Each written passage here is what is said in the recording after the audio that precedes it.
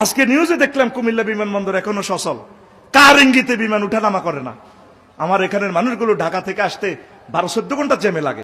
বাংলাদেশ থেকে পাচার করা কালো টাকার সন্ধানে সকাল থেকে ভারতের 17 স্থানে অভিযান চালাচ্ছে কেন্দ্রীয় তদন্তকারী সংস্থা এনফোর্সমেন্ট। কাল কিয়ামতের দিনটা বড় ভয়ঙ্কর হবে, এত ভয়ঙ্কর বন্ধু আমার নবী বলেছেন উলঙ্গ অবস্থায় মানুষগুলো হাসুরের ময়দানে